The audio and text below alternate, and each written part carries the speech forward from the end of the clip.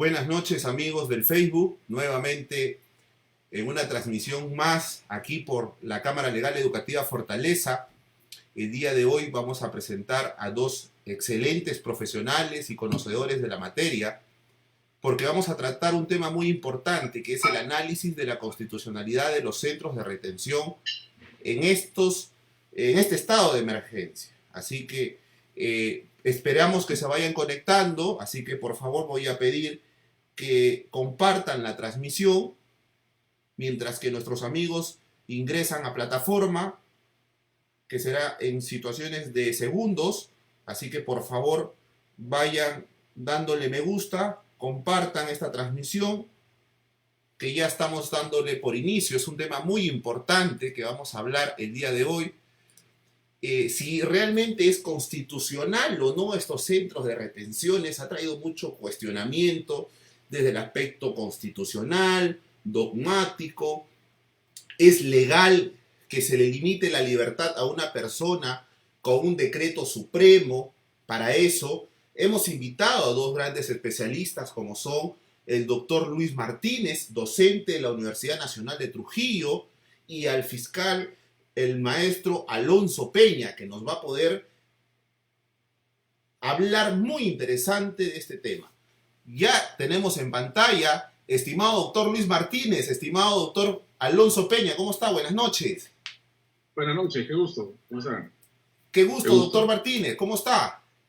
Hola, Estefano, ¿cómo está? Buenas noches, Alonso, qué gusto. Doctor Martínez, qué gusto verte, Luchito, por acá. ¿Qué tal?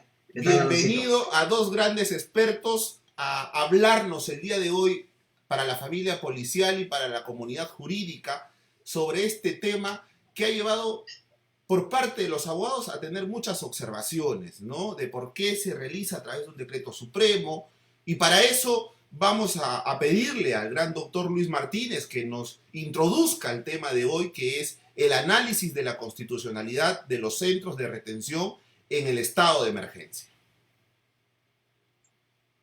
Muchas gracias, Estefano. Agradecer la invitación de la institución académica ASOCAF. Bien, efectivamente, debido al tema de la coyuntura, el 27 de enero del presente año se expidió el Decreto Supremo 008-2021, que dentro de sus fundamentos establece la protección de los derechos de la salud establecidos en el artículo 7 y 9 de nuestra Constitución, y además considerando que el Estado es quien planifica la política de salud, y además considerando los informes de la Organización Mundial de la Salud respecto a las nuevas variantes del COVID-19.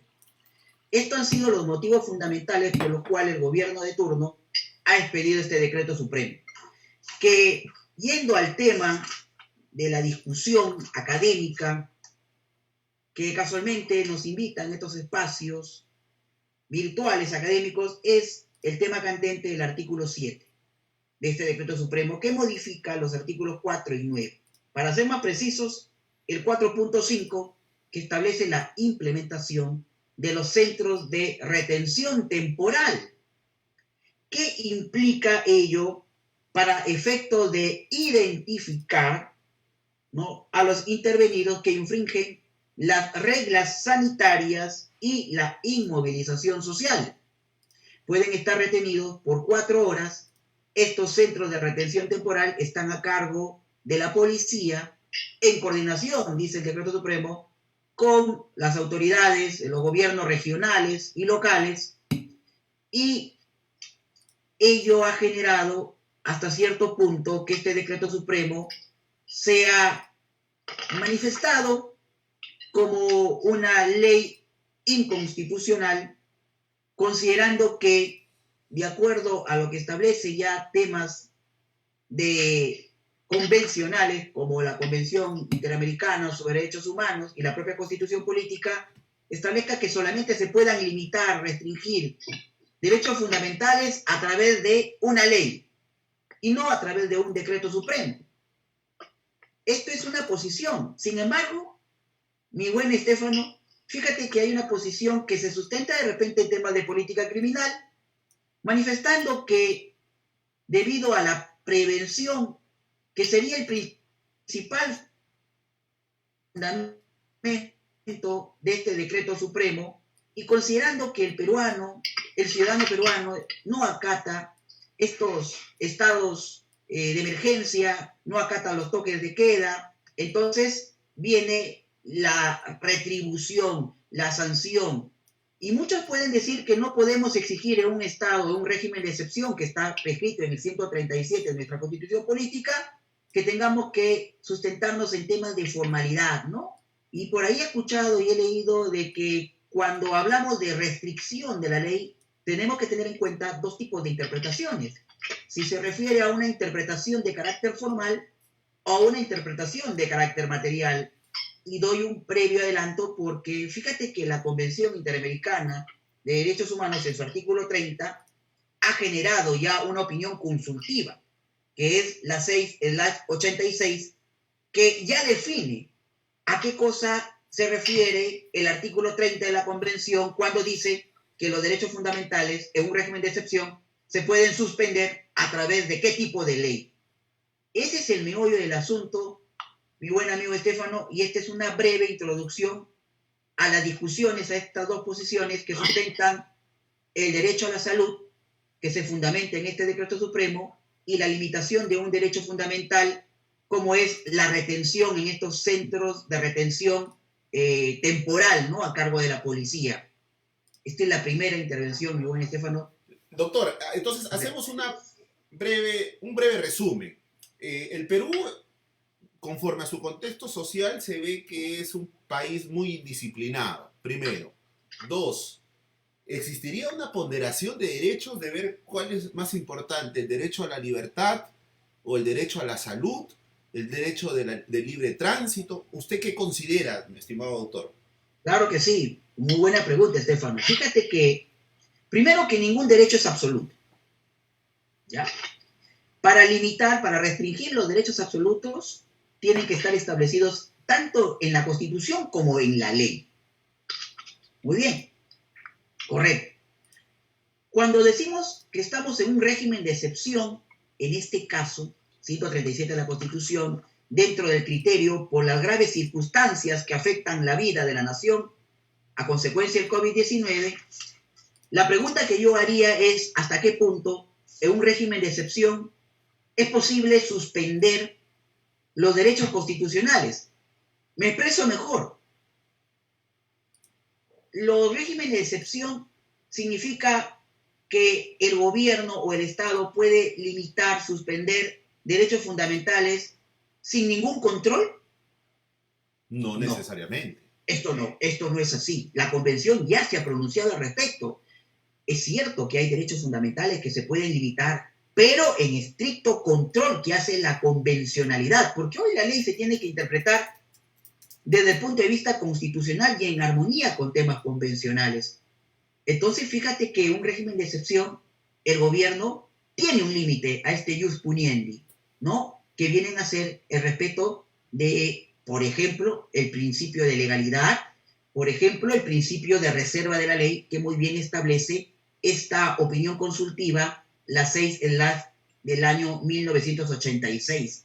Entonces, a pesar que vivamos en una época de régimen de excepción, en época de terrorismo, en época de COVID, no significa una expresión del poder punitivo del Estado de manera ilimitada, no. Hay restricciones que esto lo sienta de carácter convencional, por ejemplo, la Convención Interamericana sobre Derechos Humanos. Y esto es muy importante, tener hoy en día la interpretación de la ley bajo la luz de temas de carácter convencional, Estefano. Yo creo que sí, ¿no? Existe, si bien es cierto, una restricción, pero no puede legalizarse una violación. Es mi crítica personal, ¿no? Es mi opinión. Yo considero, si bien es cierto, estamos ante un país muy, muy indisciplinado, pero la forma como se regula este decreto supremo y limita, porque se está limitando el derecho a la libertad personal, aunque lo hayan disfrazado de un control de identidad, de un chequeo, están exponiendo más al personal policial que hasta incluso el día de hoy, estimado amigo, solamente se le han destinado 700 vacunas.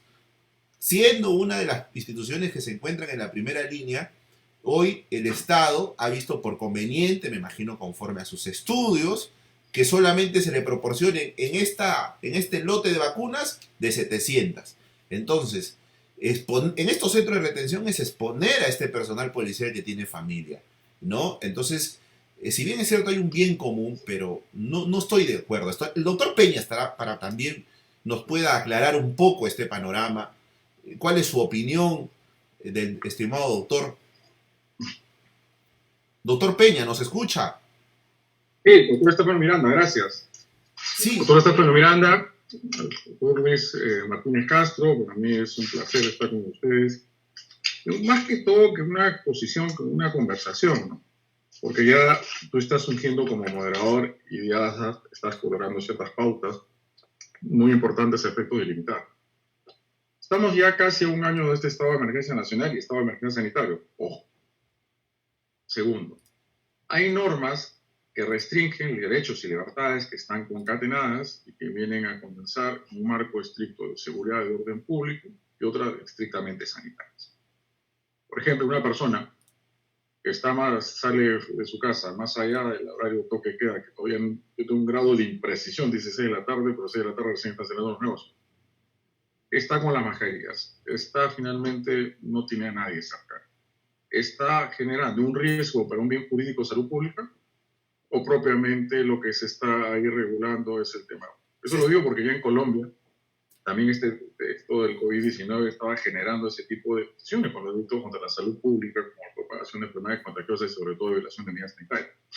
Pongámonos bien finalmente en la plataforma o identifiquemos correctamente la sustancia de la normatividad. Obviamente que la base es evitar la propagación de enfermedades, claramente esto genera más envenenamiento, que las personas estén cerca unas a otras. Creo que al principio de este estado de emergencia y con la cuarentena un poco más rígida y severa en aquel momento, a partir del 16 de marzo del año 2020, se produjeron finalmente algún tipo de intervenciones policiales para mí racionales y proporcionadas que finalmente pusieron a quienes tú eres un activista de la Policía Nacional del Perú que defiende sus derechos y lo pusieron en riesgo de una manera innecesaria. Los expusieron al peligro, a detener, a privar de su libertad. Porque cuando una persona, ahí es donde, lógicamente, no sé si compartirá conmigo, tú también, Estefan, dice retención. ¿Cuál es la diferencia? La retención debe ser administrativa. La detención, solamente la Constitución Política del Estado legitima dos formas. Mandato autoritativo, debidamente decretado y votado por el juez competente, y la policía única y estrictamente flagrante delito. Flagrancia estricta, este ámbito de delito de crímenes, acto de inicio de ejecución de los actos ejecutivos, o las manos en la masa, falgare, como dicen finalmente, arder en llamas, cuando están finalmente ahí en plena ejecución de un robo, de un delito de hurto, etcétera, una probable violación sexual o acabado. Entonces creo que, no sé si tú propiamente, Luis, tengamos mucho cuidado con las nomenclaturas. Un decreto supremo puede conferir facultades o poderes subjetivos, conferir derechos subjetivos, facultades, potestades a la policía para privar a una persona de 4 horas. ¿Por qué es retención o es detención? La única. Ahí es retención o detención. Cuando se produce la privación de libertad de una persona, porque por más que no esté en un penal, no esté en un recinto penitenciario, no esté en un centro de retención propiamente, que es donde, por ejemplo, cuando ingresan los que están con RQ, los requisitoriados, ¿no, Estefano? Doctor, yo quiero si me permite, yo quiero hacer una aclaración, y yo también, usted ha hecho la interrogante, y también el doctor Luis Martínez que nos acompaña, para ser claros, porque es mi posición. Retención temporal no existe. Eso es una detención. Y como usted bien lo acaba de ilustrar, esas detenciones tienen que ser motivadas por mandato judicial o flagrante delito. Claro, y hay un tema, Estefano, que los decretos supremos que se fueron dando en el país, al margen que nosotros consideramos en su momento, y lo postulamos en algunas interpretaciones y artículos, que el solo hecho de infringir un decreto supremo no implica estar en curso en la desobediencia o resistencia a la autoridad. Exacto. Porque ese delito del 368 requiere de una resolución judicial o administrativa que tenga un destinatario determinado, tenga efectos combinatorios y bajo grado de apercibimiento de ser denunciado por el delito de desobediencia o resistencia a la autoridad. Otra cuestión que está en falta, pues lastimosamente, tanto tú como Luis nos han dicho, la desobediencia normativa forma parte de la cultura de este país. Las personas finalmente transgresoras de la norma, aquellos desobedientes finalmente que no toman conciencia de lo que implica todo ello, pero cuestión distinta a saber, y lo dijimos en su momento, que solo el hecho de infringir un decreto supremo no implicaba el delito de desobediencia a la autoridad. Otra cuestión es que ya en falta, le piden documentos, si no se los entrega, o ya vienen realmente los actos de agresión totalmente repudiables y rechazables a la Administración Nacional.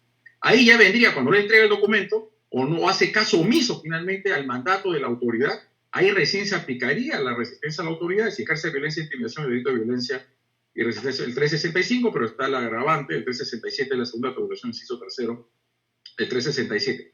El principio esencial y medular de un Estado constitucional de derecho, para que se prive legítimamente, yo diría más que legalidad, el problema es de legitimidad. Es el principio de intervención inicial. Tiene que haber indicios, evidencias de una persona que cometió un acto luctuoso. Pero si el mismo gobierno nacional ha decretado que, porque no sé si me estoy equivocando, Estefano, que hay muchas personas ya, inclusive de meses atrás y el año pasado, que hacían fiestas clandestinas, que se están tomando, bebiendo licor, o algún tipo de reuniones sociales y se imponía multa. ¿Hubo o no una tabla de infracciones y sanciones que se dispuso? Claro, claro que sí. Ya, con eso, ¿qué fue lo que reconoció el mismo gobierno? Reconoció Primero, que esos hechos no eran delitos, así sino es. eran infracciones administrativas. Su naturaleza Entonces, era esa, doctor. Su naturaleza era esa. Y hasta incluso, un punto más, es que le dice el Estado a la policía, que va a ser la autoridad que va a infraccionar, qué tenores, cuál es el monto y por qué motivo vas a infraccionar. Entonces ya reconoce que esa acción realizada por el ciudadano indisciplinado es una infracción administrativa. claro, el reglamento, está el decreto supremo 006-2020 IN, que aprueba el reglamento del decreto legislativo 1458. Decreto legislativo para sancionar el incumplimiento de las disposiciones emitidas durante... Vamos a sancionarlas, pero a través de multa. El derecho público sancionador tiene dos derroteros: el ius puniendi estatal, el derecho penal, y el derecho administrativo sancionador. Las bases de un derecho penal mínimo y garantista, al menos que sea inflacionado, sea hipertrofiado, y también que hay nuevos ámbitos de intervención que resultan siendo legítimos, implica claramente decir de que las conductas de mayor grado de perturbación, mayor grado de lesividad social para los bienes jurídicos, los amparados y curados por la ley penal, queden bajo el derecho penal, y el resto de menor grado de lesividad para el derecho administrativo sancionado. Entonces, esta retención, que sería para mí un fraude de etiqueta, que realmente es una detención, Un encubierto. se estaría finalmente imponiendo entre personas que no cometen un acto luctuoso. Y con eso estamos desbordando los ámbitos de legitimidad, tanto del derecho penal, del derecho del sistema penal, el sistema punitivo, para afectar ese bien jurídico más importante de la vida humana, que es la libertad. O sea, hay cuestiones finalmente de fondo acá, de fondo, que nos llevan a conducir de que estamos ante un dispositivo normativo que transgrede los principios legitimadores por los cuales la justicia penal puede legítimamente privar o restringir de un derecho, una libertad fundamental a una persona, y como la Corte Suprema lo ha hecho en el Acuerdo Plenario 1/2019 sobre el principio de intervención indiciaria. Si no hay indicios de criminalidad, y un indicios que ya lo llevamos acá, Estefano, que es el delito flagrante, que es el delito notorio, la percepción del evidente y la visualización de lo claro y contundente de que se está percibiendo que acaban de cometer inmediatez temporal y inmediatez personal, es lo que significa el flagrante delito.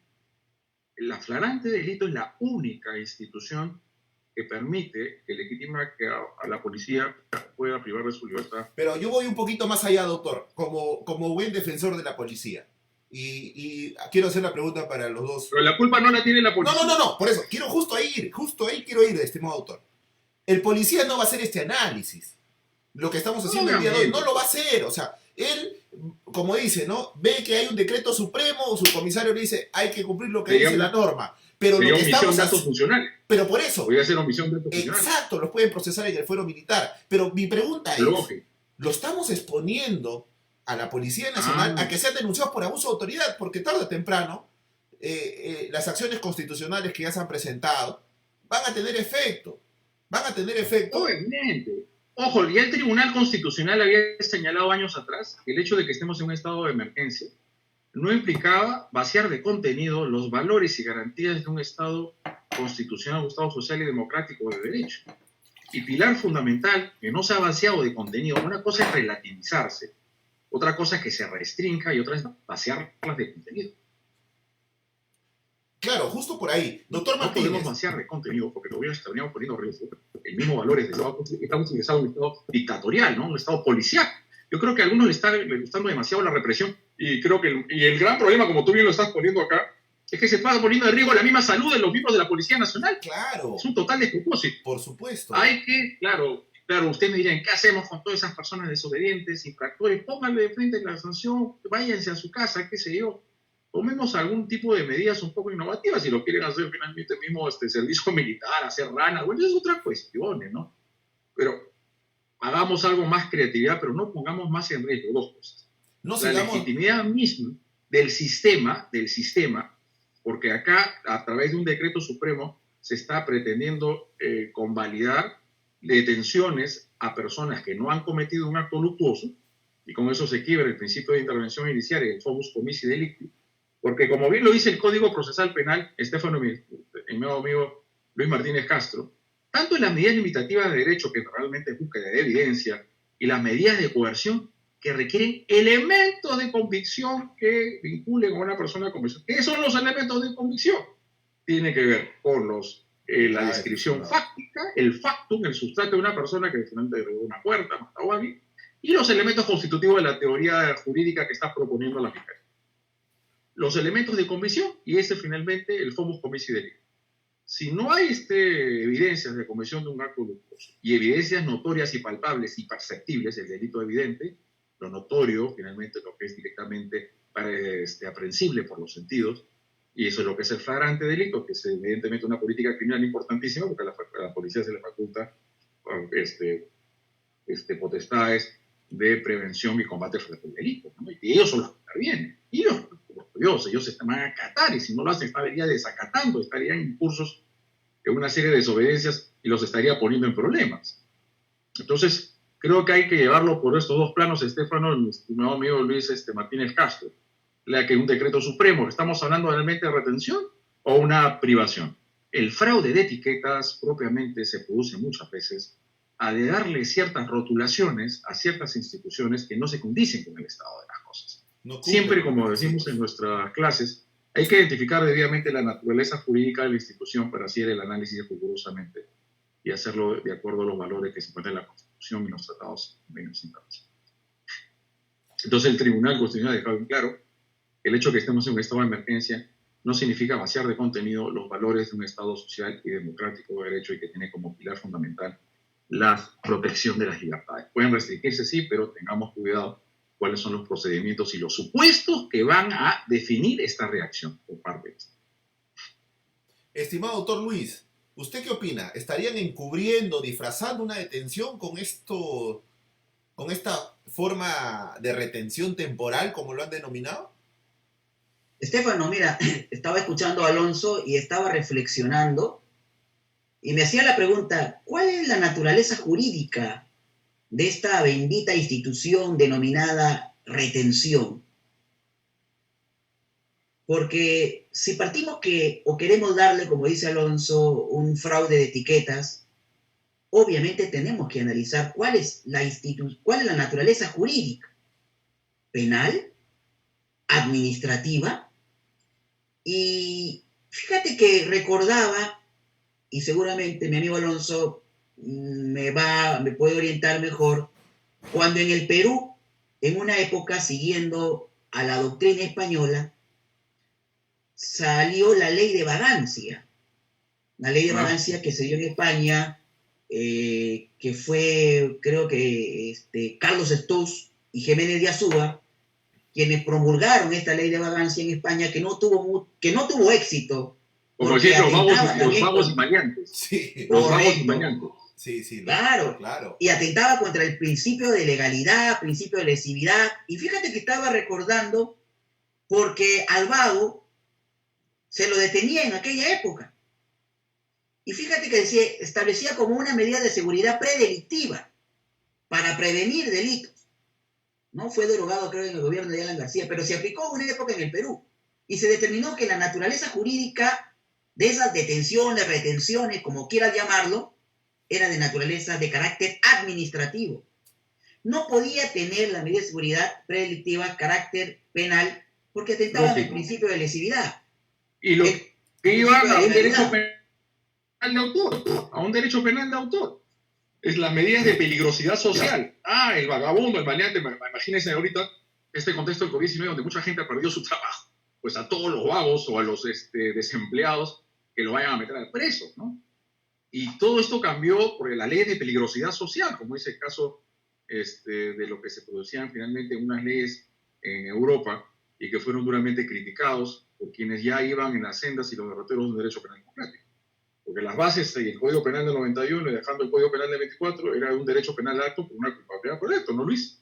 Entonces, Correcto. propiamente, si no comete un acto por el nulo, creo que ahí, disculpe, se me faltó un punto esencial, el principio de legalidad. Oh. Quiere decir que ese comportamiento debe ser constitutivo de una acción o omisión típica jurídica, que se pueda subsumir en una norma y lesionar o poner en peligro el medio jurídico. La base de lo que dice este decreto supremo, Luis, creo que tú parece que le has dado lectura, que me parece, infringir reglas sanitarias y reglas de inmovilización social obligada. Reglas, no son delitos. Por lo tanto, el mismo decreto supremo se reconoce en la literalidad de este decreto supremo que no estamos hablando ante una reacción jurídica, que es jurídica por parte del Estado, es legal pero no es legítima, ante comportamientos que no se subsumen. Y hay una cosa, Alonso, que tenemos que tener mucho cuidado porque mira, con el control de identidad que se da en el Código Procesal, tiene en requisitos. su artículo 205, y con estos temas de la retención, creo yo en mi opinión, que se está reviviendo, como por ejemplo había manifestado hace un instante el tema de la ley de vagancia, de ya sacar a resaltar ese otro lado de jus puniendi en el derecho administrativo sancionador y confundirlo, como dice Alonso, con reglas de etiqueta que en el fondo lo que hace es afectar derechos fundamentales como el derecho a la libertad, ¿no? Entonces hay que tener mucho cuidado porque fíjate, todo lo que sale a relucir hoy en día tiene hasta cierto punto una institución jurídica escondida por ahí en la antigüedad, y casualmente recordaba esta ley de vagancia que tiene mucho que ver con este tema de la retención, de vulneración del principio de legalidad, lesividad, ¿no? Y desnaturalizar hasta cierto punto un derecho administrativo sancionador, darle ya un matiz, un tiñe de un derecho penal sancionador, ¿no? Entonces, hasta cierto punto, para eso existe, claro, y por eso que el título preliminar de nuestro Código Penal establece principios que limitan ese poder coercitivo del Estado. Donde estaríamos ya diciendo, de cierta manera, que quienes están desobedeciendo estas normas y las desacatan, que son los rebeldes, finalmente los que tienen esa vocación antinormativa. Como decía Edmundo Mesger, y creo que los funcionalistas, de cierta manera, jacobianos, la enemistad al derecho, el feinde, la enemistad, son los enemigos, que ahora los peligrosos son aquellas personas que no cumplen con estas medidas sanitarias de inmovilización social y son vistos por la población, porque muchas veces la población el año pasado, y había unas autoridades que se encargaron de demonizar un poco, la culpa de que tengamos más, que son ellos que salen a la calle. De hecho, que hay un grado de responsabilidad, pero el Estado no puede sustraerse de su responsabilidad en las medidas y el sistema de salud y sanitario que tiene que implementar para evitar esto. Entonces creo que hay una suerte de rotulación que ahora estamos hablando ante el peligroso. La peligrosidad social, muy bien, recogiendo tus palabras, Luis, que sería todo aquel que desacata y es desobediente a estas normativas, que vuelvo a retirar, como dije al principio de mi intervención, que tiene una naturaleza propiamente para cautelar el orden de la seguridad pública, y lo otro también, que hay una mixtura, en todo caso, lo que es propiamente la salud pública. pero sí hay una suerte de reminiscencia y creo que siempre los estados un poco militarizados, policíacos, vienen a traer a la luz algún tipo de instituciones o valores o grados de apreciación que se alejan propiamente a la visión medular del Estado constitucional del derecho a base del principio de legalidad. Alonso, y lo que tú dices, por ejemplo, puedo yo, no sé si tiene cabida, hablar de un derecho administrativo del enemigo. Ajá, sí. Serían medidas administrativas medidas administrativas punitivas al desobediente, desobediente normal. Medidas administrativas punitivas. ¿Por qué punitivas? Porque significa, claro, que no son punibles, no, pero realmente coercitivas las afectan libertades. Son medidas, porque el Código Procesal Penal, y ahí se está finalmente analizando, ahorita Estefano va a sacar toda su artillería, el Código Procesal Penal habla de lo que son medidas limitativas de derecho y lo que son las medidas de coerción dentro de la detención militar judicial, la flagrancia, y las bases para que pueda finalmente privarse a una persona de su libertad si es que sin un mandato autoritativo, una resolución debidamente motivada por el juez penal competente, es la probable comisión de un acto luctuoso. Y no existe otra. Acá estamos queriendo de contrabando un supuesto distinto. Y por 4 horas nomás, ¿no, Estefano? Claro. Pero no quiero confundir tampoco a la gente que nos ve, estimados doctores, porque algunos confunden que dicen, no, este decreto supremo sobre el tema de la retención, del centro de retenciones, es como hablar del control de identidad. Estamos hablando de cosas distintas. El control de identidad tiene una regulación constitucional, es con fines de identificación, es para verificar y controlar la identificación de las personas. De comprobación. Claro, no tiene nada y actos de comprobaciones pertinentes en la vía pública. Por supuesto, pero tampoco el control de identidad te permite a ti, si yo no tengo DNI, a que me lleves, perdón, si tengo yo mis documentos, a que me lleves a la comisaría, porque eso tampoco no te dice el control de identidad. Te da limitaciones y requisitos, entonces tampoco no se confunda, no es que no estemos de acuerdo con el tema del control de identidad, pero con el el control de identidad tiene una naturaleza distinta porque dice claramente el artículo 205 que los miembros de la Policía Nacional pueden realizar este tipo de actos de intervención ante actos de comprobaciones pertinentes en la vía pública, cuando resulte necesario para la prevención delictiva, esto es para evitar que se cometa un acto luctuoso, o obtener información relevante para la elaboración de un hecho, algo que ya se ha cometido, por ahí que se ha cometido una extorsión, un secuestro, qué sé yo, un hurto, un robo, y se realizan estos fines de identificación, pero que arrastran finalmente ese fin preventivo y ya de comprobación de la posible comisión de la averiguación, o sea, con fines investigativos. Acá no hay... Pero ahí viene una pregunta, Estefano. Luego de que la persona de las 4 horas recupera su libertad, ¿no? Claro. Ya, y se le impone, eso es lo que no tengo claro, ¿se le impone en igual modo la multa o ya no se le impone la multa? En el tema de los centros de retenciones, sí, se le impone una multa y le pasa por un chequeo médico para ver si tiene COVID, etcétera. O sea, a ver, entonces para tenerlo en claro, aparte de haber sido retenido 4 horas, también se le tiene que pagar la multa. Sí, claro. No bis in idem. ¿Eso significaría una doble sanción por un mismo hecho? Por supuesto, mismo autor, misma naturaleza. Misma naturaleza, y estaría ocurriendo la triple identidad. Claro.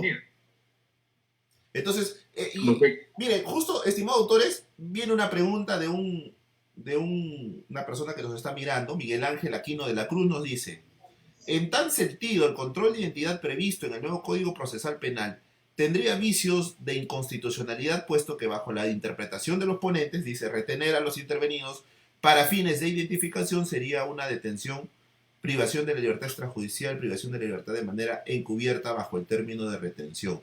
Creo que se está equivocando porque los ponentes no han dicho que, no han puesto una similitud con el control de identidad, ellos han marcado una línea distinta. Una cosa es hablar del decreto supremo que está o ha creado estos centros de retenciones que desde ya yo, y creo que un 90% podemos señalar que es inconstitucional, porque justo voy a hacer la pregunta para que podamos contestar. Estimado doctor Luis Martínez, con un decreto supremo, con un DS, ¿puede usted privarle la libertad a una persona o puede regular la privación de una libertad de una persona? No, no se puede, no se puede. Y te voy a citar un ejemplo, mira. Parto de que ningún derecho es absoluto. ¿Se puede restringir los derechos? Sí, por ejemplo, el derecho a la libertad. ¿En qué casos puedo yo restringir el derecho a la libertad? A través de un mandato judicial debidamente motivado por el juez, y caso de flagrancia. En la ley, detención preventiva, la detención preliminar, por ejemplo. Muy bien.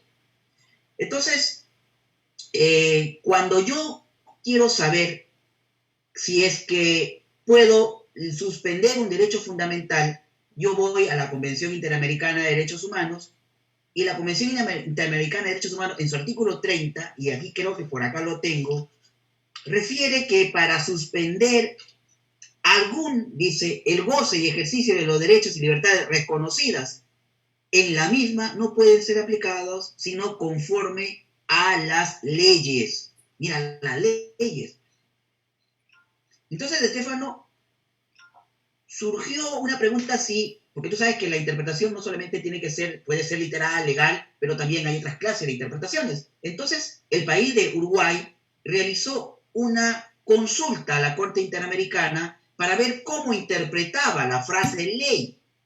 Y la Corte Interamericana, en la opinión consultiva, la 6- del año 1986, estableció que habían dos posiciones: la ley desde un punto de vista de carácter formal, que significaba que una norma jurídica sea emanada por el Parlamento y promulgada por el Poder Ejecutivo con la forma requerida por la Constitución, o en sentido material como sinónimo de ordenamiento jurídico, prescindiendo del procedimiento de elaboración y del rango normativo. ¿Qué cosa dice? ¿A qué se adhiere esta opinión consultiva? Esta opinión consultiva dice en sus fundamentos 26, 27 y 28 que la Corte concluye que la expresión ley utilizada en el artículo 30 no puede tener otro sentido que el de la ley formal, es decir, norma jurídica adoptada por el órgano legislativo y promulgada por el Poder Ejecutivo. ¿Qué significa esto? Que para limitar un derecho fundamental tiene que darse a través de la Constitución y a través de la ley. Y un decreto supremo no tiene ese rango legal. Y esto ya se ha pronunciado el Tribunal Constitucional Peruano en un pleno jurisdiccional en el expediente 047-2004, de fecha 24 de abril del año 2006, que en su fundamento 30 y 31 dicen fuentes normativas con rango distinto a la ley, y ahí establece el decreto supremo. Por lo tanto, constitucionalmente, un decreto supremo no puede limitar, no puede restringir un derecho fundamental como el derecho a la libertad. Por lo tanto, esta norma, analizada desde el punto de vista constitucional y convencional, no podría un decreto supremo restringir un derecho fundamental como es la libertad. Luis. Doctor, se le fue el audio, desactivó el audio. Disculpen. Un decreto supremo no tiene rango de ley. No tiene un rango de ley. Solamente los decretos legislativos y decretos urgentes. Así que no me equivoco. Entonces, no se podría interponer una demanda de inconstitucionalidad ante un decreto supremo. No sé si propiamente, no soy el experto, el especialista. Me parece que es una acción constitucional, ¿no? Perdón, una acción popular. Acción popular, porque es un DS. Es un DS, es una acción popular. Una acción popular para poder acá no se podría interponer una demanda de inconstitucionalidad, porque un decreto supremo no tiene rango de ley. Exacto. ¿No? Creo que estamos partiendo de esa premisa importantísima.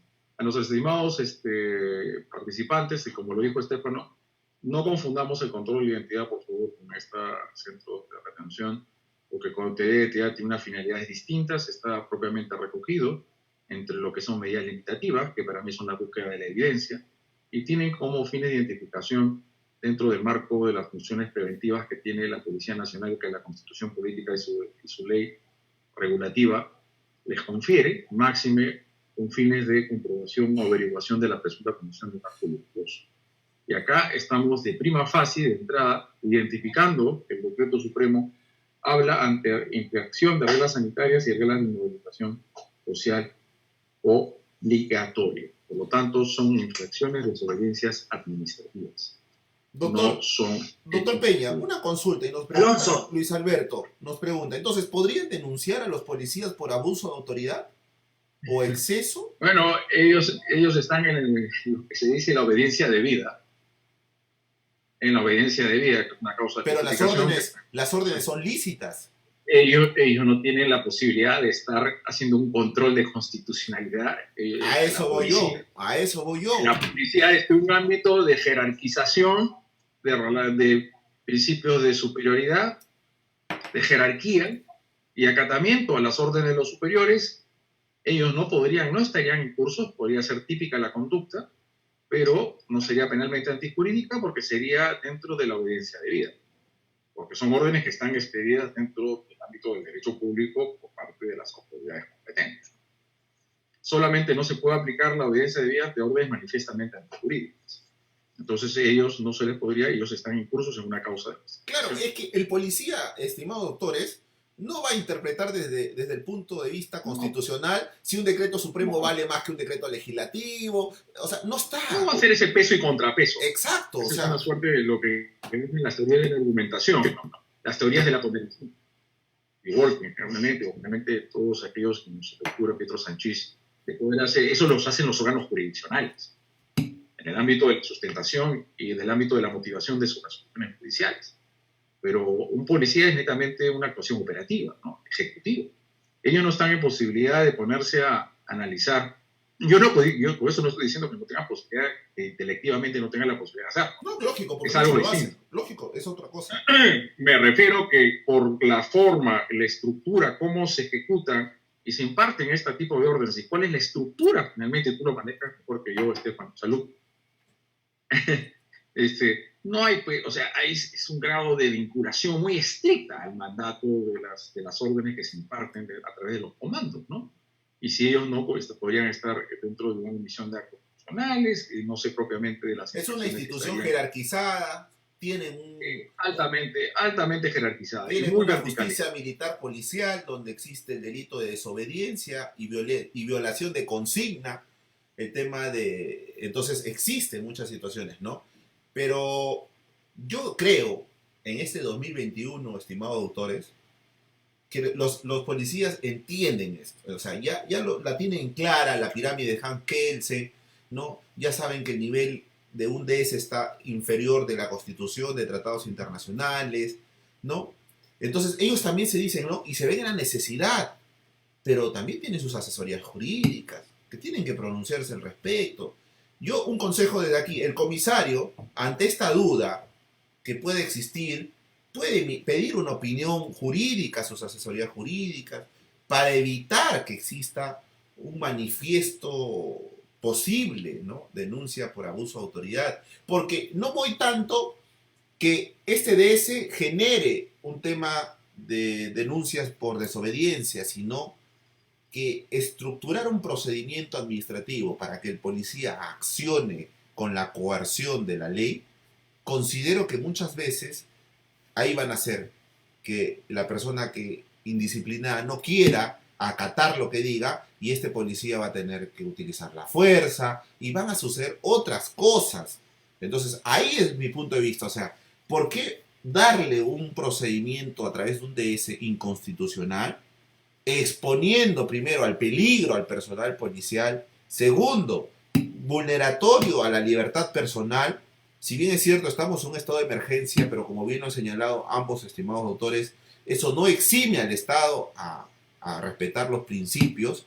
3, o sea, no podemos señalar, y creo que sabemos bien claro que por su naturaleza de ser una infracción administrativa, esta no podría tratar de acomodarse o adecuarse a un tema de control de identidad, porque no tiene ese fin. Estefano, si me permites. Claro. Todos los seguidores hoy día de ASUCAF van a ir y van a decir, bueno, esta norma es inconstitucional, así que si a mí me vienen a hacer una retención temporal, ¿qué cosa hacer?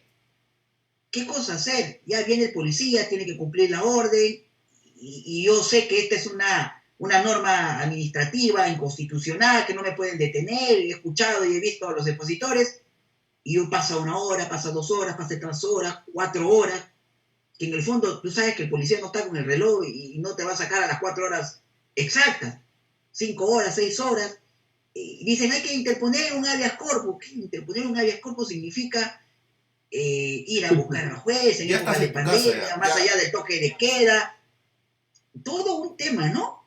Entonces, la pregunta ahí a mis queridos amigos es, ¿qué cosa hacer como ciudadano de a pie frente a una retención temporal? Y es lo que nos acabas de preguntar, ¿ah? Ahorita en el Facebook. Oscar Guanilo Loyola nos dice, pero esa obediencia lícita también tiene un límite normativo, por lo que ellos, gracias a la ley 27238, en su artículo 36, inciso 2, el cual tiene el derecho de no cumplir órdenes que constituyan una violación a la Constitución o las leyes. Si actúan todavía con tal conocimiento, igual estarían amparados, dice, ¿no? O sea, es justo la interrogante que nos acaba de lanzar también el doctor. ¿Qué hacer el ciudadano a pie si es víctima de esta retención temporal, ¿no? A ver, yo ahí sí hay que tener mucho cuidado con lo que nosotros vamos a decir acá. Máxime, yo soy representante del Ministerio Público y no sabía pensar que yo estoy acá queriendo motivar la desobediencia ciudadana, ¿no? Y más aún, que los ciudadanos van a ejercer violencia contra la policía. Y eso no se quiere Porque también, ¿no? O sea, se quiere... Porque la norma está dada, Estefano, igual puede expedirse, o hay, ahorita podría haber algunas normas ahorita vigentes en nuestro ordenamiento jurídico que sean inconstitucionales, pero mientras que no sean declarados inconstitucionales, Está vigente. mientras que mediante una acción popular no finalmente se declare su expulsión del ordenamiento jurídico, su inaplicación, está vigente. No sé si me dejo entender. Sí. O sea, nuestros amigos, seguidores, y gracias finalmente a ti, Estefano, por tu prestigiosa institución, esto no significa que lo que a mí corresponde, y creo que Luis también que ya él tendrá que dar su posición, de que yo vaya a estar señalando que la gente no vaya a acatar lo que la policía, porque esta está vigente. Ojo, porque si ya el ciudadano ejerce actos de resistencia contra el policía, ahí sí está. Si es algo mínimo, podría estar ahí discurriendo entre el ámbito de violencia y violencia contra el funcionario público. No solamente no darle una cabeza de resistencia a la autoridad. Si ya el sujeto, el ciudadano, pone las manos sobre la integridad física del policía, las cosas se complican, ¿no?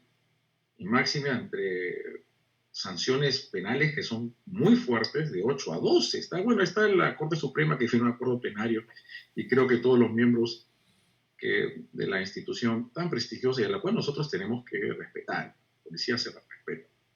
Yo creo que lo que estamos nosotros es haciendo un análisis sobre un dispositivo legal, un decreto supremo que le está dando un poder o una facultad que legítimamente no le deben darse. Pero cuestión distinta es saber que es una institución que se apega a los valores del Estado constitucional de derecho.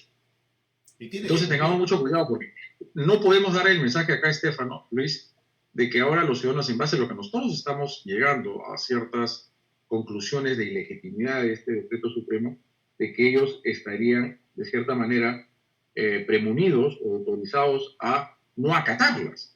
Porque mientras que está vigente, caballeros o caballeras, como se quieran decir, tiene que finalmente acatarse, porque si no lo hace, ahí sí el ciudadano estaría en curso ahí ya en un delito. De desobediencia. Podría estar en desobediencia, violencia contra funcionario público, es un policía, es una modalidad agravada, que tiene una pena fuertísima, claro, esa pena de 8 a 12 hay que someterla definitivamente a los ámbitos de los principios de proporcionalidad y de razonabilidad y de lesividad, porque es solamente por poner las manos a la autoridad.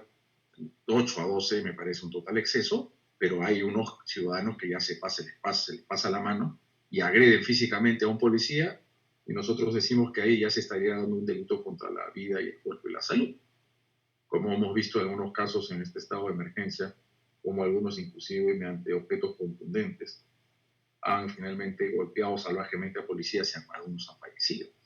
Y para mí ya eso es tentativa de homicidio, y es un homicidio agravado conforme los términos normativos del artículo 108A de la parte especial del Código Penal.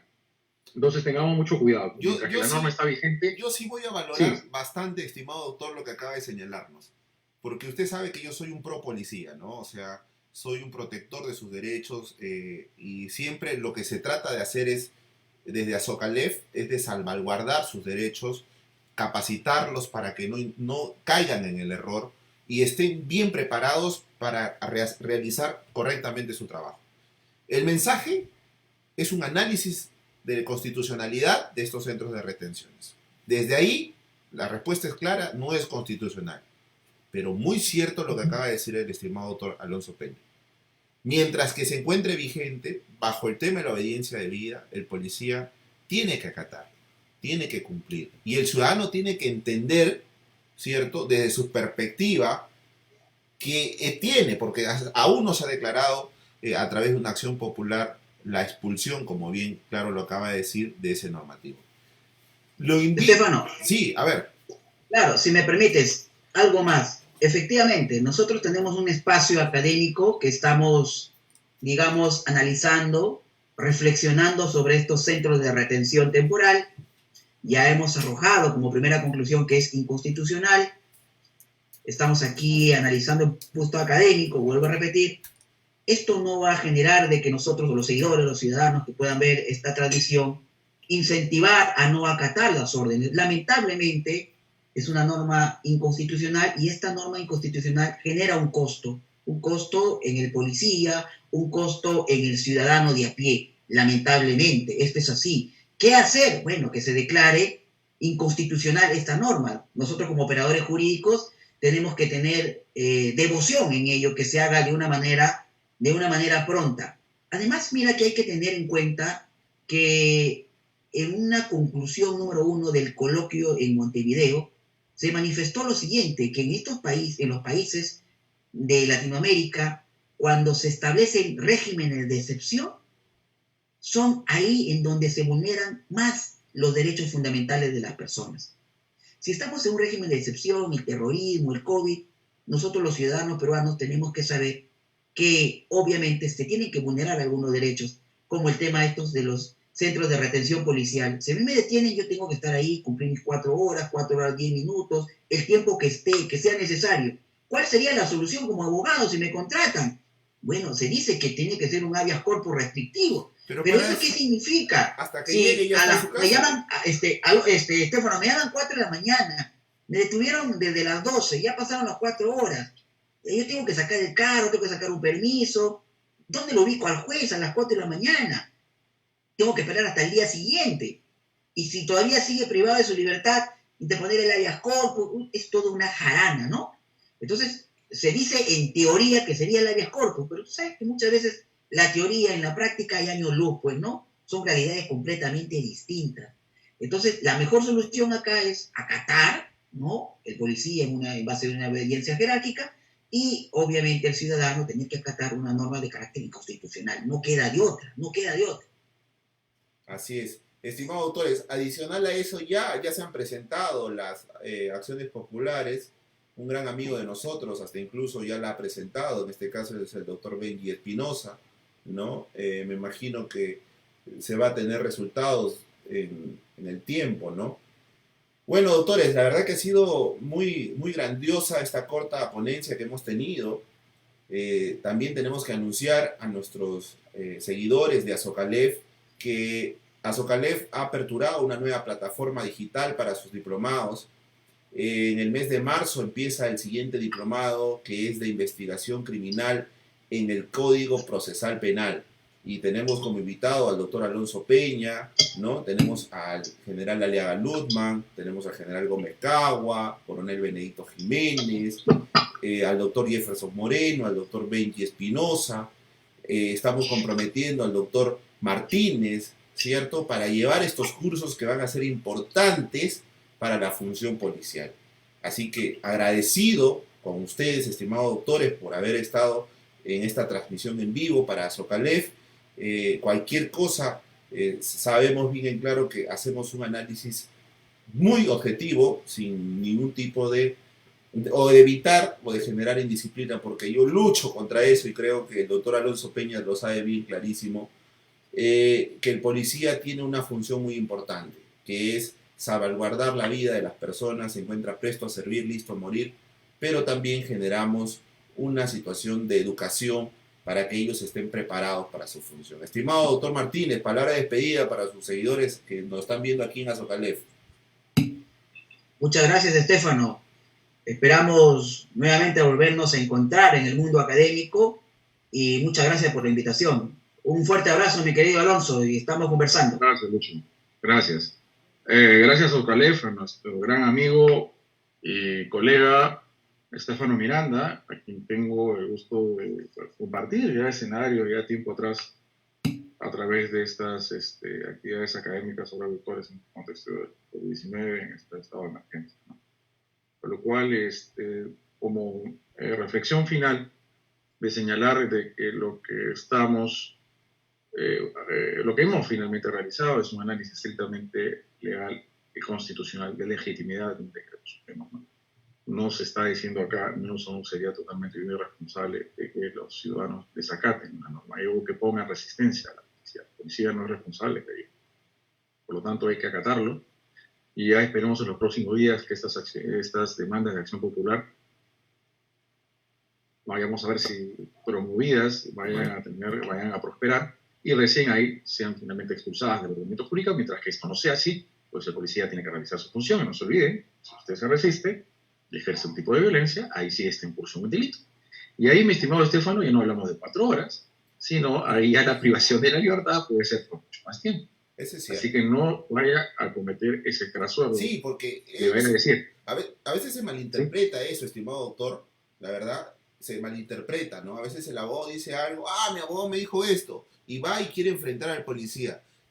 No. Y peor, se genera un caos porque el policía usa la fuerza, de acuerdo al 1186, desobediencia, comunica al fiscal, vas a estar más de 48 horas, de acuerdo a la gravedad del hecho. Uf.